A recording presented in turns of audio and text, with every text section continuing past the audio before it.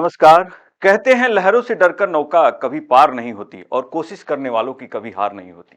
आइए, मैं अपने 5 सीटेट और 3 टेट के अनुभव को आपसे साझा करने जा रहा हूं और मैं धन्यवाद ज्ञापित करता हूं उद्घोष एकेडमी का कि जिसने मेरे टेट के सफर में एक अमूल्य योगदान दिया है। मैं संजय सर का विशेष आभार व्यक्त करता हूं।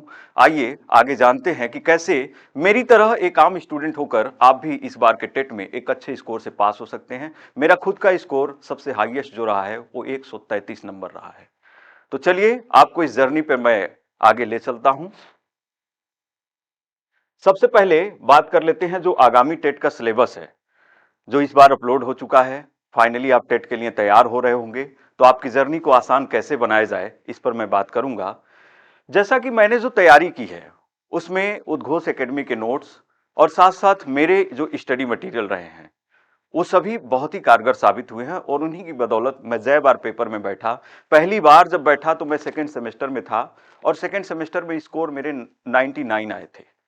तो वहां से 133 का सफर कैसे चला और ये सफर कैसे आसान हुआ मेरे लिए, ये मैं बताऊंगा और आप भी कर सकते हैं क्योंकि हर आम बच्चा कर सकता है। देखिए, अगर आपकी रणनीति सही हो, सिलेबस आपको सटीक मालूम हो और क्या पढ़ना है और क्या छोड़ना है, ये सबसे ज्यादा महत्व रखता है। अगर ये आपने डिसाइड कर लिया तो यकीन करिए कि आधा मैदान आप फतेह कर गए हैं। तो ये रहा आपका सिलेबस। सिलेबस में कुछ खास बदलाव नहीं है, पहले की तरह अब भी इसमें 5 सेक्शंस हैं और 5 सेक्शंस में सबसे पहले बाल विकास और फिर भाषा, जिसमें हिंदी, इंग्लिश और उर्दू का ऑप्शन रहता है। तो मैंने हिंदी और इंग्लिश हर बार चूज किया था, तो उसकी स्ट्रेटजी क्या होगी मैं आपको बताऊंगा। साथ ही गणित और पर्यावरणीय अध्ययन। तो सबसे पहले हम शुरुआत करते हैं बाल विकास से। बाल विकास में आमतौर पे आप देखते हैं तो बहुत सारा हवा बना दिया गया है मार्केट में कि आपको ये चीजें पूरा डिटेल, ऐसा कुछ नहीं है। आप देखेंगे तो आपका सिलेबस टू द पॉइंट दिया गया है। सबसे पहले अधिगम, यानी अधिगम पार्ट में जो भी अधिगम के सिद्धांत है, थॉर्नडाइक, पावलॉव, स्किनर, ये सब जो है स्तंभ हैं बाल विकास के। अगर आप इसको क्लियर करते हैं तो आपके 5 से 7 नंबर वहीं पक्के हो जाते हैं। इसमें आप देखेंगे कि अधिगम के नियम, पहले ही थॉर्नडाइक की बात की है, उसके बाद इसमें पावलाव और सभी जो भी मनोवैज्ञानिक हैं विशेष करके, इनके सिद्धांतों से 5 नंबर आपका पक्का हो जाता है। अच्छा, इनके सिद्धांतों में अब ऐसा नहीं है कि आपको वहां तक चले जाना है कि सबसे पहले अगर व्यंगास्की ने ये सिद्धांत दिया तो किस शहर में दिया था, ऐसा कुछ नहीं है। आपको वहां पे सिर्फ ये याद रखना है कि ये मनोवैज्ञानिक थे, इन्होंने सिद्धांत इस समय दिया और ये इस जगह से बिलोंग करते हैं और उनका मेन सिद्धांत क्या है, बस इससे ज्यादा और कुछ नहीं है। इसके बाद आप आएंगे तो देखेंगे समावेशी शिक्षा। समावेशी शिक्षा वही है जो आप डीएलएड और बीटीसी में आप पढ़ा करते हैं। आपके सेमेस्टर में जो सिलेबस होता है सेम सिलेबस को यहाँ पे रखा गया है, तो इसमें कुछ भी अलग नहीं है। ठीक है, इसमें जो ये समावेशी शिक्षा है इसके क्वेश्चन कोई बहुत टेक्निकल नहीं होते हैं, ये बहुत आम तौर पे क्वेश्चन होते हैं जो आप अपने कॉमन सेंस से हल कर सकते हैं। तो इस पे बहुत ज्यादा पैनिक नहीं होना है। आपको मूलतः जो मनोवैज्ञानिक हैं उन सभी मनोवैज्ञानिकों के सिद्धांत उसको विस्तार से पढ़ना है। ठीक है, इसके बाद आ जाइए सामुदायिक। ये तीसरा जो इसमें खंड है, बाल अधिगम में निर्देशन एवं परामर्श। निर्देशन एवं परामर्श आपके डीएलएड के सिलेबस में एक पूरी कंप्लीट किताब है, निर्देशन और परामर्श की एक सेमेस्टर में आपको वहीं से मटेरियल मिलता है और वहीं पे आपको पढ़ना है। नेक्स्ट है इसमें ये सभी त्रुटियों को समझना, बोध एवं संवेदना, प्रेरणा एवं अधिगम, इन सभी को आपको एक समेकित रूप से देखना है, यानी you have to look it as a complete whole. ठीक है, इसको अलग थलग नहीं करके देखना है और बिल्कुल डरना नहीं है सिलेबस से। आप चैप्टर्स को देखिए, वहां के मूल सिद्धांतों को पकड़िए, फिर आपके प्रैक्टिस सेट और उद्घोष के नोट्स वही काम आएंगे। उसी की बदौलत मैं, अगर 30 मार्क्स का सेक्शन है तो मेरे 28, 29, 30 भी आए हुए हैं और ये कहते हुए मैं मुस्कुरा रहा हूं क्योंकि मैंने चमत्कार होते देखा है और मेहनत ही सफलता की कुंजी है, कोई शॉर्टकट नहीं है। आइए नेक्स्ट सेक्शन की बात करते हैं भाषा की। भाषा में आपको एक तो हिंदी तो लेना ही है, इसके बाद एक भाषा का चुनाव करना है, इंग्लिश उर्दू में से आप चुन सकते हैं।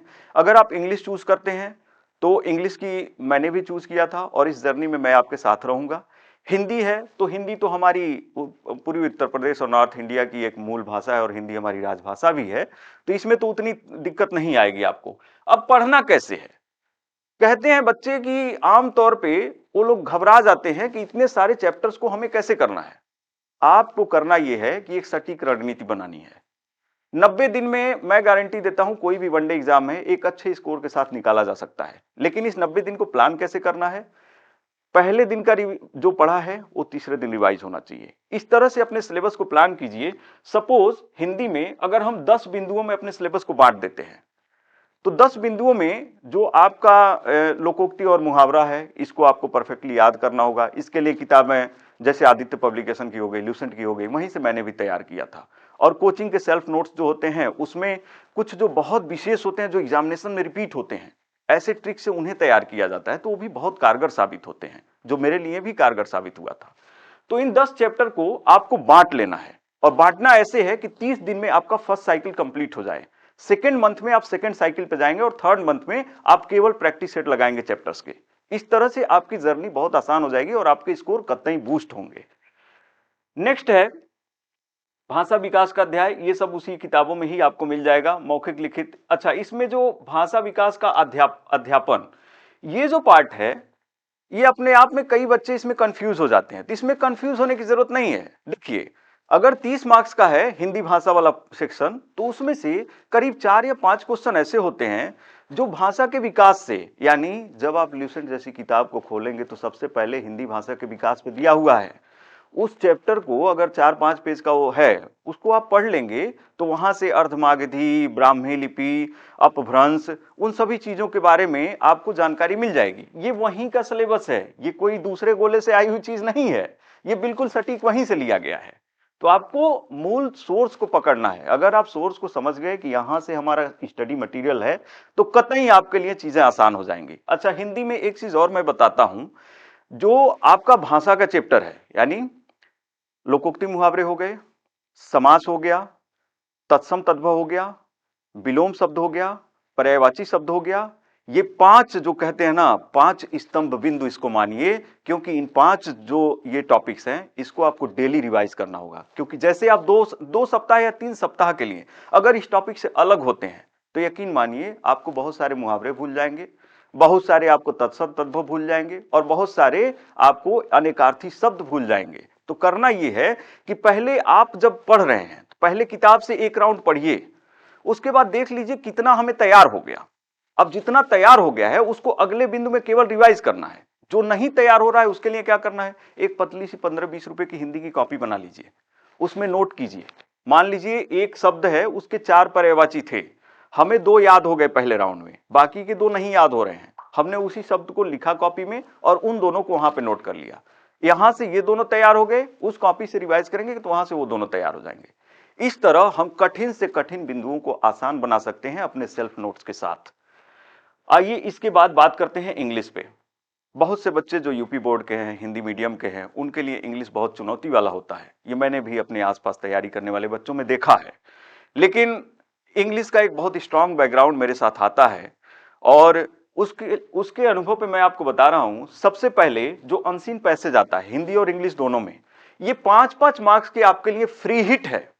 समझ लीजिए, अनसीन पैसेज आपको तैयार करने के लिए, जो अपठित गद्यांश होता है, उसको तैयार करने के लिए आपको कोई रामबाण मटेरियल नहीं चाहिए। आमतौर पे प्रैक्टिस सेट या फिर जो ऑनलाइन टेस्ट आप सॉल्व करते हैं, उसमें आप देखिए पैसेज जो दिया हुआ है, एक बार पढ़िए, फिर क्वेश्चंस को रीड करिए, फिर से आप पैसेज को पढ़ेंगे, उसमें आंसर फाइंड करने की कोशिश करेंगे। तो पैसेज में कभी भी आप डायरेक्ट क्वेश्चंस पे मत जाइए। Firstly you have to read the passage thoroughly, after that read the questions given on the basis of that passage. और उन क्वेश्चंस को जब आप पढ़ेंगे तो तीसरे राउंड में आप आंसर जब खोजेंगे तो आपको आंसर बहुत सटीक मिलेंगे। तो इस तरह 5 नंबर का जो पैसेज आता है वो एक फ्री हिट मार्क्स होता है, उसको जरूर आप उठाइए। तो 30 नंबर में से 5 नंबर की थ्योरी तो वहीं हल हो जाती है। इसके बाद आइए जो आपके पार्ट्स ऑफ स्पीच हैं, यकीन मानिए एकदम फ्री हिट हैं। यहां से kinds of noun, pronoun, adverb, adjective, verb, preposition and conjunction, ये 7 से 8 टॉपिक जो है आपको बड़े आराम से फिल इन द ब्लैंक्स में, आपको इसमें से 5-7 नंबर एकदम टप्पा टप्पा मिल जाते हैं। तो इसको जरूर उठाइए, और ये सारे कम से कम बहुत होगा तो 30 पेज या 20 पेज में होगा, जो ल्यूसेंट इंग्लिश की किताब है, और उद्घोष के नोट्स भी बहुत क्रिस्प बनाए हुए हैं, तो उसमें भी आप देख सकते हैं। अच्छा, आगे आप देखेंगे कि ये 6 टॉपिक जो दिए गए हैं, टेंसेस, प्रेजेंट, पास्ट और फ्यूचर। प्रेजेंट, पास्ट और फ्यूचर का एक चार्ट अगर आप समझ गए तो आप समझ लीजिए इसमें फतेह हासिल कर लेंगे। दूसरा है आर्टिकल्स, ए, एंड और द, ये सभी जो आर्टिकल्स हैं, डेफिनिट और इनडेफिनिट आर्टिकल्स, उसमें आपको बहुत माइन्यूट सी अंडरस्टैंडिंग है जिसको क्लियर करना है। समझ रहे हैं? जैसे वॉवल्स की समझ आपको आ गई तो कहां ए लगाना है, कहां एन लगाना है, वो क्लियर हो गया। दूसरी चीज, अगर आपको नाउन की समझ आ गई तो कहां पे प्रॉपर नाउन है, उसके पीछे कौन सा आर्टिकल लगेगा, कहां पे आर्टिकल नहीं लगेगा, ये सभी 5 से 6 पॉइंट के एक ट्रिक में समझा जाता है। समझिएगा बात को, कभी मेरे आर्टिकल के क्वेश्चन गलत नहीं हुए हैं। ठीक है, तो इसके बाद देखिए पंक्चुएशन। पंक्चुएशन एक करीब जैसे हिंदी में होता है, सेम वही इंग्लिश में उसी तरह का है, थोड़ा सा अंतर शब्दावली में है। तो पंक्चुएशन का एक चार्ट बना लीजिए और उस चार्ट के अनुसार आप जब सेंटेंसेस को प्रैक्टिस करेंगे तो ल्यूसेंट में आप देखेंगे सबसे लास्ट में किताब के, जो इंग्लिश ग्रामर की किताब है, उसमें पंक्चुएशन का एक भरा पूरा सेक्शन दिया हुआ, करीब 4-5 पेज में है। तो कहां कॉमा लगाना है, कहां फुल स्टॉप लगाना है, कहां क्वेश्चन मार्क लगाना है, that all will be clear from there. उसके बाद आता है word formation, active passive voice. This is the simplest topic I can say. और यकीन मानिए अगर आप इसमें 15 तरह के सेंटेंसेस आप प्रैक्टिस कर लेते हैं तो you will be good to go. बहुत आराम से आप एकदम फ्री हिट मार्क्स लेके जाएंगे और कहीं पे भी गलत नहीं होगा। यकीन मानिए आईसीएसई बोर्ड से होने के नाते मैंने इंग्लिश को बहुत सिंप्लीफाइड तरीके से पढ़ा है और पढ़ने के बाद मुझे समझ में आया कि एक्चुअल में 15-20 तरह के ही सेंटेंसेस है एक्टिव पैसिव में। जो मैक्स है उसी फॉर्मेशन पे क्वेश्चन आता है, उसमें फॉर्मेट का ही होता है सब कुछ, कुछ भी उसमें ऐसा नहीं होता है कि बहुत सा कोई स्पेस लॉजिक है, ऐसा कुछ नहीं है, सिर्फ आपके प्रैक्टिस पे है। नेक्स्ट है सिंगुलर प्लूरल, इसकी लिस्ट बनाइए, तैयार करना चालू कर दीजिए। जेंडर, जेंडर भी बहुत आसान है, ये भी आपका वहीं से तैयार हो जाएगा। इसके बाद आते हैं उर्दू भाषा पे। जो भाई उर्दू भाषा की चयन कर रहे हैं वो लोग थोड़े उर्दू के एक्सपर्ट से आप देखें, क्योंकि है तो ये भी भाषा ही, इसकी भी एक किताब होगी, इसकी भी व्याकरण होगी अपनी, ठीक है, लेकिन काफी मिलती जुलती होगी। तो उर्दू वाले बच्चे अपना सटीक तरीके से तैयार कर सकते हैं, क्योंकि इसमें देखिए अपठित अनुच्छेद, इसमें भी चूंकि भाषा है तो भाषा की कॉम्प्रिहेंशन एबिलिटी, भाषा में यही टेस्ट की जाती है कि आपकी बोधगम्य क्षमता कितनी है। और वो कैसे टेस्ट की जाती है, वो आपका वो देखा जाता है कि रीडिंग विथ अंडरस्टैंडिंग।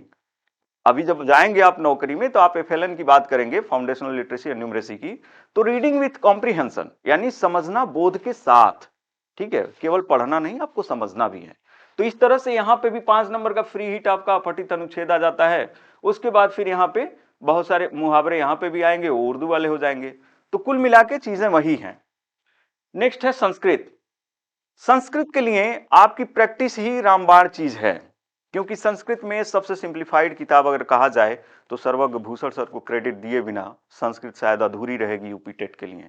तो जो संस्कृत गंगा किताब है आप उसको रेफर कीजिए, मैंने भी उसकी मल्टीपल रीडिंग्स की है। और मल्टीपल रीडिंग्स करने के बाद समझिए कि पहली बार जब आप रीड करने जाएंगे संस्कृत गंगा तो आपको बहुत सी चीजें ऐसी लगेंगी कि यार ये तो पल्ले ही नहीं पड़ रहा है, लेकिन बात ऐसी नहीं है। The more you read the more facts you will get, यही चीज सबसे कारगर साबित होती है। जैसे आप फर्स्ट रीडिंग जब करेंगे तो हो सके आपका मन ना लगे, थोड़े टाइम के बाद आप ऊब जाएं, लेकिन जब सेकेंड रीडिंग में जाएंगे तो आपको बहुत सारे ट्रिक बनते हुए नजर आएंगे। इवन माहेश्वर सूत्र, माहेश्वर सूत्र में आप देखेंगे कि उसमें 8-10 पूरा एकदम साइंटिफिक ट्रिक्स है उसमें, ऐसा कुछ नहीं है। समास संधि सब में मैक्सिमम तो हिंदी से मिलता जुलता है, लेकिन जो सेक्शन हिंदी से मिलता जुलता नहीं है उसमें भी आप देखेंगे कि बहुत आराम से 2-3 रीडिंग के बाद अपने सिंप्लीफाइड नोट्स बना के तैयार कर लेंगे, जैसा मैंने तैयार किया था। और उसी की बदौलत आप संस्कृत में भी बहुत अच्छा परफॉर्म करेंगे। अब देखिए संस्कृत में अकारांत, पुल्लिंग, इकारांत, ये जितने शब्द रूप हैं, धातु रूप हैं, उनको तो आपको याद करना ही होगा। और याद करने के बहुत आसान से ट्रिक हैं उसमें, ठीक है, जो ट्रिक बहुत सारे बच्चे आप भी बनाए होंगे, मैं भी बनाया हूं, तो मुझे आज भी बहुत सारे रूप याद है, जो कि रिवाइज किए हुए 2-3 साल हो गए मुझे। उसके बाद इसमें देखेंगे सर्वनाम क्रियाएं, शरीर के प्रमुख अंग। अब ये देखिए शरीर के प्रमुख अंगों के नाम संस्कृत में घर, परिवार, परिवेश, पशु पक्षियों, घरेलू उपयोग वस्तुओं के संस्कृत नाम। अब मान लीजिए किसी चीज का नाम है तो उसमें कौन सा रॉकेट साइंस लग जाएगा, कुछ नहीं, उसको तो आपको पढ़ना ही है। और उसको कैसे हम याद करेंगे, अपने घर में जब किचन में जाइए तो किचन से संबंधित जितनी शब्दावली है उसमें पाठ में, उसको एक पेज पे नोट करिए, वहां पेस्ट कर दीजिए। सपोज एज ए स्टूडेंट आप जब रहते हैं, आप अपना खाना बनाते हैं, उस समय आप क्या कर सकते हैं, वो जो भी चीजें दी गई हैं उनको आप रिवाइज करते रहिए वहां पे, ठीक है। आपस में अगर 2 लोग मिलकर खाना बना रहे हैं या फिर 2 लोग बैठे हैं, अपने स्टडी रूम में जो भी स्टडी से रिलेटेड शब्दावली है उसका लिस्ट चिपका दीजिए। कोई फ्रेंड बैठा हुआ है आपके पास, उससे अपना एक दूसरे से पूछ लिए, इस तरह चीजें याद हो जाती हैं और बहुत आसान रहता है। तो लिस्ट बना के इन सभी शब्दावलियों की और जगह जगह पे अपने घर में या फिर अपने रूम के विभिन्न कॉर्नर्स पे आप चिपका देंगे।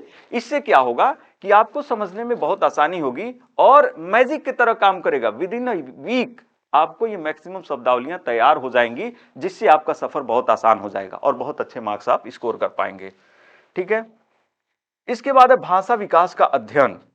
ये भी संस्कृत का ही, मैं जैसे मैंने बताया आपको कि संस्कृत या हिंदी जो भी भाषा के लैंग्वेज के सब्जेक्ट हैं, लैंग्वेज में आपकी रीडिंग विथ अंडरस्टैंडिंग जो है वही चेक की जाती है। तो इसमें भी भाषा विकास के सिद्धांत में वही सब चीजें आएंगी जो संस्कृत गंगा किताब में सबसे पहले एक इंट्रो के रूप में दिया हुआ है 4-5 पेज में। आप उसको पढ़ेंगे तो निश्चित ये हल हो जाएगा, और मैंने किया है इसलिए मैं आपको बता रहा हूं, ये वहीं से है। ठीक है, नेक्स्ट है मैथ्स। एक कहते हैं ना कि गणित का नाम सुन के बड़े बड़ों का भूत भागता है, तो नहीं, आपको भागना नहीं है। ये बहुत आसान हो जाएगा सफर जब मैं आपको बताऊंगा कि इसे पढ़ना कैसे है। मैं भी गणित में एक बहुत ही प्रॉब्लमेटिक स्टूडेंट रहा हूं और गणित मेरे भी बहुत ज्यादा पल्ले नहीं पड़ती थी, लेकिन समझिए कि मैंने अपने गणित को कैसे स्ट्रांग किया। और आज कंपटीशन के अगर 30 क्वेश्चन आप दीजिए कॉम्पिटिटिव एग्जाम के, तो मैं सबसे फास्ट स्पीड में करीब उसमें से 22, 23, 25 तक औसतन में कर लेता हूं। और यकीन मानिए लास्ट के 2-3 क्वेश्चन जो होते हैं वो हर पेपर में बाउंसर ही आते हैं, उनका काम ही होता है आपका समय खाना। ठीक है, तो अगर वो लास्ट के 30 में से 2 क्वेश्चन आप नहीं हल कर पाए गणित में, वो कोई इशू नहीं है, लेकिन आपसे 22, 23, 24 क्वेश्चन औसतन हल हो जाने चाहिए। 20 से 25 के बीच में एक एवरेज स्कोर आता है अगर 30 मार्क्स का गणित का सेक्शन है तो 20 से 25 के स्कोर को आप ऐसे अचीव कर सकते हैं जो मैं स्ट्रेटेजी बता रहा हूं आपको। सबसे पहले आपको ऐसे ही गणित वाले सेक्शन का स्क्रीनशॉट लेना है और बढ़िया सा उसका प्रिंट करा के या फिर नोट करके अपने स्टडी टेबल के पास चिपका देना है कि हमारी ये चैप्टर्स हैं। ठीक है, तो आपने डिसाइड कर लिया कि एक्चुअली हमें पढ़ना क्या है। ठीक है, तो जब आपका मटेरियल डिसाइड हो गया, चैप्टर डिसाइड हो गए, तो आगे की जर्नी आसान हो जाती है। अब देखिए विषय वस्तु में सबसे पहले संख्याएं एवं संख्याओं का जोड़ घटाना गुणा भाग। अब ये मत समझिएगा कि कक्षा दूसरी की तरह वो जोड़ उठा के दे देगा आप कर लेंगे, नहीं। इसमें होता यह है कि नंबर सिस्टम में 8-10 तरह के लॉजिक वाले क्वेश्चन आते हैं। यकीन मानिए नंबर सिस्टम को अगर आप माइन्यूटली ऑब्जर्व करेंगे तो आप पाएंगे कि वो सारे लॉजिक वाले क्वेश्चन हैं जो नंबर सिस्टम पे बेस्ड हैं। जैसे n टर्म्स का अगर ये सीरीज है तो इसका nवां टर्म क्या होगा, अब ये लॉजिक बेस्ड है। आप वहां से फॉर्मूला देखेंगे, उसको 2-4 बार प्रैक्टिस करेंगे, आंख भांजते ही तुरंत निकाल देंगे। जैसे इसमें आता है मीन मीडियन मोड का क्वेश्चन। ठीक है, मीन मीडियन मोड, औसत, ठीक है, माध्य और मध्यिका, ये सब चीजें जब आती हैं तो ये फॉर्मूला बेस्ड होता है। अगर आप फॉर्मूला जानते रहेंगे तो आप टप से इसको हल कर लेंगे, वरना तो आप घूमते रहेंगे गोल गोल। ठीक है, तो ये सेक्शन आपका टोटल लॉजिक बेस्ड है। उन फॉर्मूलों को नोट कीजिए, एक पेज पे रखिए और उसको रेगुलर प्रैक्टिस कीजिए। ठीक है, दूसरा लघुत्तम समापवर्तक और महत्तम समापवर्तक। एक बात मन में बिठा लीजिए, मैथ्स में भी आपको एक पैटर्न के क्वेश्चन मिलते हैं, चाहे एसएससी का हो चाहे स्टेट का कोई भी एग्जाम हो, मैथ्स एक पैटर्न पे चलता है। एक चैप्टर में उस 10-12 पैटर्न के अलावा कोई और लॉजिक बनता नहीं है, उसी में से तोड़ मरोड़ के क्वेश्चन बनेंगे, समझ रहे हैं। तो लघुत्तम समापवर्तक और महत्तम समापवर्तक को भी आप ऐसे ही हल कर सकते हैं। इसमें 10 से 12 टाइप के क्वेश्चन हैं, उसके अलावा कुछ और आया नहीं है। मैं बचपन से पढ़ते आ रहा हूं, कंपटीशन तक आ गया, मैंने कभी कोई वेरिएशन उसमें नहीं देखा है। ठीक है, थोड़ा सा जब 4-5 तरह के क्वेश्चन आप प्रैक्टिस करेंगे आप समझ जाएंगे। ठीक है, प्रैक्टिस करने का सबसे आसान तरीका है फ्री ऑफ कॉस्ट। ठीक है, उद्घोष के चैनल पे बहुत सारे प्रैक्टिस सेट पड़े हुए हैं, वहां से आप कर सकते हैं। खुद भी आप प्रैक्टिस सेट डाउनलोड कर सकते हैं चैप्टर के और हल कर सकते हैं। अब तो एआई के टूल्स आ गए हैं, आपको सिंपली फोटो खींचना है, एआई पे क्लिक करना है, उसका सॉल्यूशन, डिटेल सॉल्यूशन आपको दे देगा। तो इवन समझ लीजिए आपकी जर्नी कितनी आसान हो गई है डिजिटल वर्ल्ड में कि आप एक क्वेश्चन नहीं जानते हैं, उसका हल आपको नहीं आ रहा है, फोटो खींचिए, एआई स्कैन कीजिए और सीधा सीधा आपको आंसर मिलता है डिटेल में। ठीक है, ये मैंने भी देखा है, तो अब आपको स्ट्रगल करने की जरूरत नहीं है। दूसरा है भिन्नों का जोड़ घटाना, टोटल प्रैक्टिस पे बेस्ड है, दशमलव, एकक नियम और प्रतिशत। प्रतिशत को जिसने फतह कर लिया, यकीन मानिए आधी मैथ की जर्नी उसकी कंप्लीट हो गई, अंक गणित वाली, यानी arithmetic section is half complete. ठीक है, तो सबसे पहले प्रतिशत को हैंडल कीजिए। प्रतिशत में टाइप वाइज क्वेश्चन दिए रहते हैं, उन्हीं टाइप को आपको प्रैक्टिस करना है, उन्हीं पे क्वेश्चन बनता है और आप बड़े आसानी से कर जाएंगे। नेक्स्ट है लाभ हानि साधारण ब्याज। इससे भी भर भर के क्वेश्चन बने हैं पहले भी, 2-3 नंबर, ये तीनों चैप्टर प्रतिशत, लाभ हानि और साधारण ब्याज मिला के कम से कम 4-5 क्वेश्चन हर साल, 4 क्वेश्चन 5 क्वेश्चन देखने को मिलता है।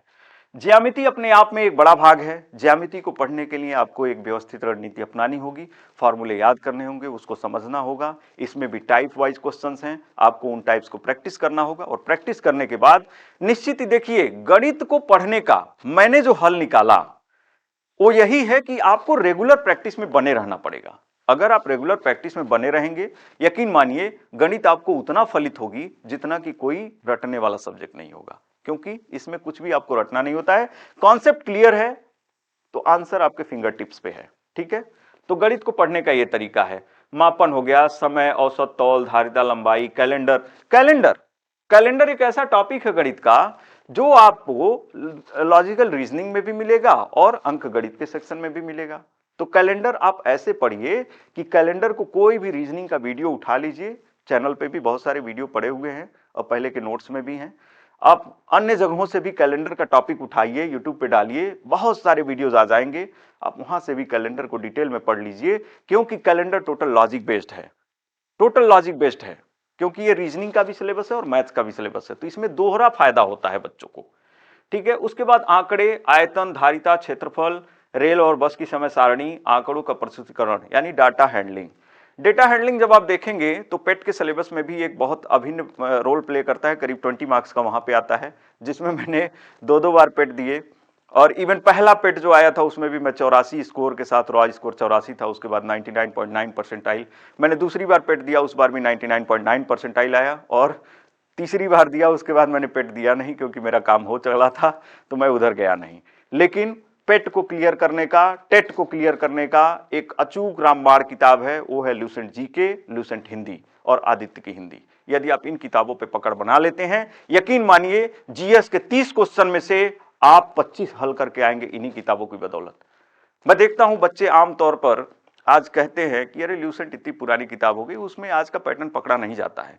यकीन मानिए आरओ यारो हो, यूपीपीसीएस हो, प्री का, आपका कोई भी वनडे एग्जाम का पेपर हो, यदि आप ल्यूसेंट पे सारे सेक्शन पे अच्छी पकड़ बना के रखे हैं, यकीन मानिए अगर 30 क्वेश्चन आते हैं तो 20 क्वेश्चन आप आंखों देखते ही हल करके आएंगे, उसमें कोई दो राय नहीं है। इसके बाद आ जाइए पर्यावरणीय अध्ययन पे।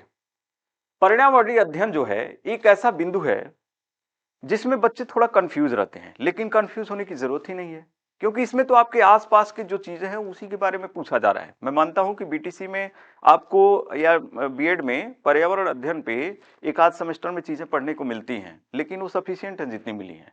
अब उससे एक्स्ट्रा क्या पूछ रहा है आपसे? सबसे पहला टॉपिक देखेंगे परिवार, भोजन, स्वास्थ्य एवं स्वच्छता, आवास, पेड़ पौधे, जंतु, हमारा परिवेश, मेला, स्थानीय पेशे से जुड़े व्यवसाय, जल, ये सभी एनसीईआरटी के टॉपिक हैं। इवन एससीईआरटी के किताबों में भी आपको ये सभी टॉपिक देखने को मिल जाएंगे। करना क्या है इसमें, एक तो पर्यावरणीय अध्ययन पे दो चार पॉइंट याद रखने हैं आपको। सबसे पहले यूनाइटेड नेशन और उसके बहुत सारी एजेंसियों के मुख्यालय, उनके कार्य। ठीक है, दूसरा क्या होता है, IUCN, international union for conservation of nature, इसको भी आपको याद रखना है। एंडेंजर्ड स्पीसीज, जो भी विलुप्त मतलब संकटग्रस्त प्रजातियां हैं, उनके बारे में क्वेश्चन पूछ देता है। एसडीजी गोल्स, ठीक है, सस्टेनेबल डेवलपमेंट गोल्स, उसमें से क्वेश्चन आ जाते हैं। और उसके बाद कहां से क्वेश्चन आते हैं, शासन व्यवस्था से। शासन व्यवस्था में आपको क्या पढ़ना है, वो ये पढ़ना है कि जैसे आप देखेंगे कि ल्यूसेंट में जो आपका संविधान वाला सेक्शन है उसमें स्थानीय स्वशासन के बारे में, ग्राम पंचायत, नगर पंचायत, जिला पंचायत, इन सभी के बारे में डीएलएड में भी एक सेमेस्टर में पूरा का पूरा पॉलिटी का दिया हुआ है, आप वहां से भी पढ़ सकते हैं। उसके अलावा राष्ट्रीय पर्व, राष्ट्रीय प्रतीक, मतदान, राष्ट्रीय एकता। यकीन मानिए जब मैंने टेट का पेपर दिया था तो उसमें क्वेश्चन आया था कि बताइए पहली नेशनल इमरजेंसी, पहले राष्ट्रीय आपात कब लगा था। एक बार क्वेश्चन देखने को मिला था पेपर में कि पहला कौन सा राज्य था जिसमें आपको मतलब आपातकाल लगाया गया था, घोषित किया गया था। ये क्वेश्चन कहां से आए थे, आप पकड़ेंगे जब सिलेबस को तो पाएंगे जो ल्यूसेंट का संविधान सेक्शन है, ये उसके पीछे सबसे लास्ट में जो समरी पॉइंट्स हैं, ये चीज वहां पे देखने को मिलती है। राष्ट्रीय प्रतीक, राष्ट्रीय पर्व, इन सब के बारे में आपको वहीं पे देखने को मिलता है और वहां से आप इसको पढ़ के कवर कर सकते हैं। इसके बाद आते हैं अध्ययन संबंधी मुद्दे पर्यावरण में, जैसे पर्यावरण का महत्व, पर्यावरण संरक्षण। इसमें बहुत सारे नियम आ जाते हैं पर्यावरण संरक्षण में, जैसे एनजीटी। एनजीटी की स्थापना कब हुई, एनजीटी का मुख्यालय कहाँ है, इंटरनेशनल सोलर अलायंस का मुख्यालय कहाँ है। ठीक है, उसके बाद बहुत सारे एक्ट हैं, जैसे फॉरेस्ट एक्ट है, एयर एक्ट है, एयर पॉल्यूशन एक्ट है, आईटी एक्ट है, ठीक है। इसके बाद जल संरक्षण अधिनियम है, वाइल्ड लाइफ प्रोटेक्शन एक्ट है, जिसके बारे में आपको पढ़ना भी है, ठीक है, 1972 वाला, ठीक है। तो ये सभी चीजों के बारे में पढ़ना है। अब सोचिए इसमें क्या ऐसा है जो कि रॉकेट साइंस है, सब कुछ तो इन्हीं किताबों से है, और इन्हीं किताबों की बदौलत और इस कोचिंग की बदौलत मैं बता रहा हूं, मैं 133 के स्कोर तक बड़े आसानी से पहुंच गया था, क्योंकि मैंने मूल चीजों पे काम किया। तो होता क्या है कि यहां पर आमतौर पर लोग नोटिफिकेशन देख के तैयारी करना चालू करते हैं कि जब नोटिफिकेशन आ जाएगा तब हम अपनी तैयारी पूरी कमर कस के करेंगे। ऐसा करना सबसे बड़ी मूर्खता है आज के युग में। यकीन मानिए, विभिन्न भर्तियों में जब मैं कामयाब हुआ तो मेरा फंडा यही रहता था कि एक विद्यार्थी के रूप में मुझे लगे रहना है। कैसे? निरंतर अपने आप को तैयार रखना है। करंट अफेयर्स डेली पढ़ना है, सुबह शाम, जैसे आप योगा करें, या जैसे समझ लीजिए वही मेरी पूजा है, वही मेरी प्रार्थना है। सुबह को आपको पढ़ना है, उसी चीज को शाम को आपको पढ़ना है। करंट अफेयर आपका डेली तैयार होता रहेगा। मंथली कंपाइलेशन घटना चक्र का ले लीजिए, आपको वहां से कंप्लीट हो जाएगा। यूट्यूब पे भी है, पीडीएफ में भी है, किताबों की दुकान पे भी है। तो इस तरह आपका करंट तैयार होता रहता है। जीएस आपको डेली पढ़ना है, क्योंकि ल्यूसेंट जीएस, जीके जीएस आप डेली पढ़ते रहेंगे तो उसके एमसीक्यू आप हल करते रहिए साइड बाय साइड, आपका हमेशा रिवाइज होता रहेगा। कहीं पे आप समझ लीजिए 2 घंटे की मूवी देखना चाह रहे हैं, हमने 2 घंटे में अपना प्राचीन इतिहास रिवाइज कर लिया। यूट्यूब पे भर भर के फ्री प्रैक्टिस सेट पड़े हुए हैं, जिसमें चैप्टर को बड़े विस्तृत रूप से कवर किया हुआ है। तो इस तरह आप फ्री के सोर्सेज से, लोगों के फ्री के मैराथन पड़े हुए हैं, इवन इस चैनल पे भी पड़े हुए हैं, तो उन मैराथन वीडियोस का फायदा उठाइए।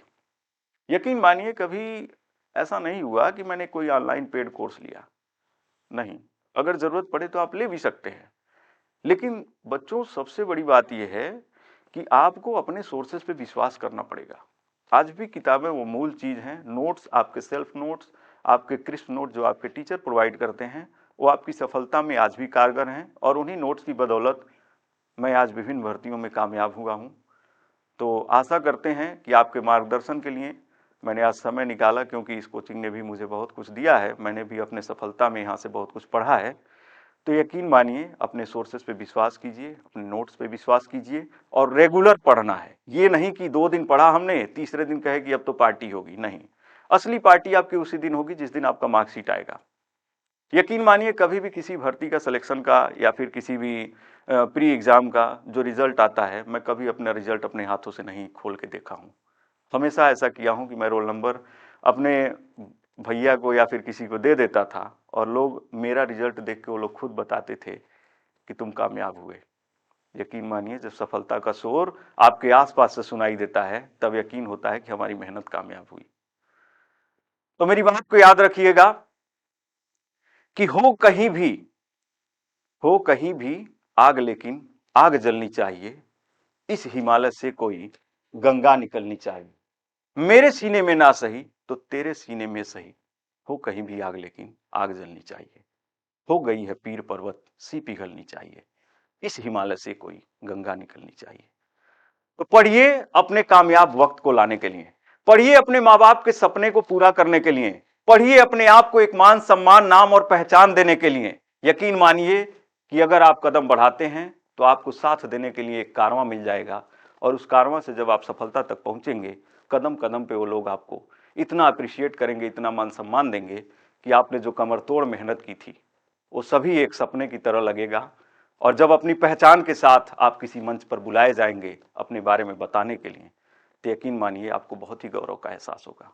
और दूर गांव में जिस दिन आपका सिलेक्शन लेटर जाएगा ना, उस दिन यकीन मानिए कुछ लोग खुशी के मारे लड्डू बांटेंगे, तो कुछ जो आपको ताने मारते थे वो यूं ही हवा में बह जाएंगे। और वो सिंहासन क्या, जो आसानी से मिल जाए। असली मजा तो उसमें है कि जब संकट की सारी सीमाएं पार हो चुकी हों, और जब आप सफल होते हैं। कहते हैं ना, हमको अपमानित किया था एक भरे संसार ने, और जब उस संसार में, उस महफिल में आप लौटते हैं और एक राजा की तरह आपका इंट्रो होता है, तो सबसे सुखमय दिन होता है। पढ़िए आप उस दिन के लिए, ठीक है। चलिए, आप सभी को शुभकामनाएं, और इस जर्नी में मैं जब भी जरूरत लगेगी, मैं इस संस्थान के मार्गदर्शन के लिए, आप सभी के मार्गदर्शन के लिए आता रहूंगा। सभी को नमस्कार।